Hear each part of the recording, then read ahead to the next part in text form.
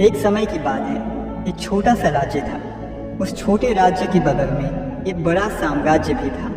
एक दिन छोटे राज्य के जासूस राज्य के राजा से मिलने आए और उन्होंने राजा को यह खबर दी कि बगल वाले राज्य का राजा एक हफ्ते के अंदर हम पर हमला करने की तैयारी कर रहा है।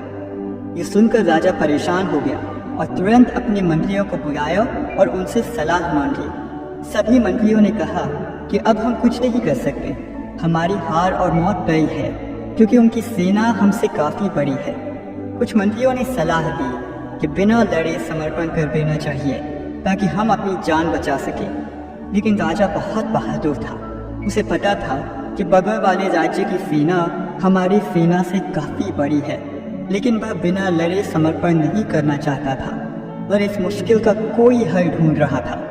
राज्य के दरबार में एक बहुत बुजुर्ग और समझदार मंत्री भी थे।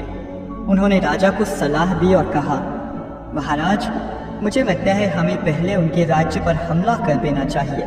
इससे पहले कि वह हमला करें, वह हमें एक हफ्ते के अंदर हमला करेंगे और तब तक उनकी सेना पूरी तरह से तैयार होगी। लेकिन हम इतनी बड़ी सेना का सामना नहीं कर पाएंगे।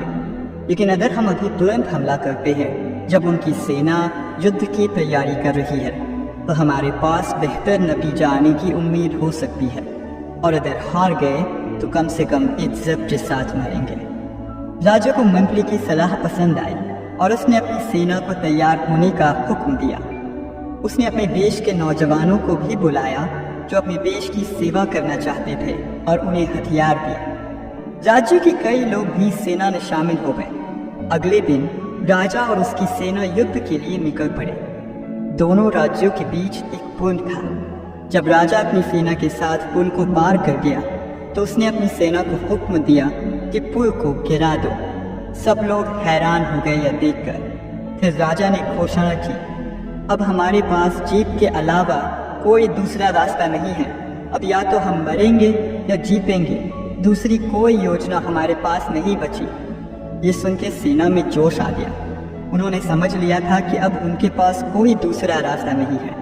उन्होंने पूरी ताकत से दुश्मन की सेना पर हमला किया।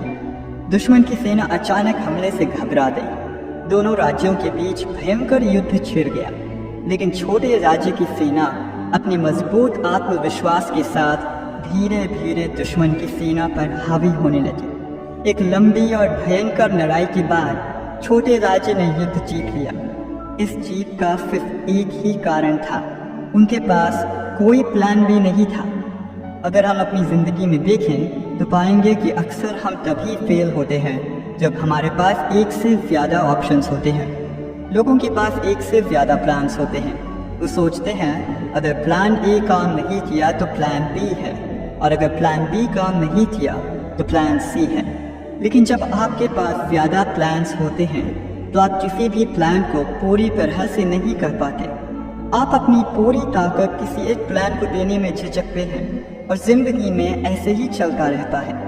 अगर आपको अपनी ज़िंदगी में कुछ बड़ा हासिल करना है तो सिर्फ एक ही प्लान होना चाहिए और एक ही गोल होना चाहिए।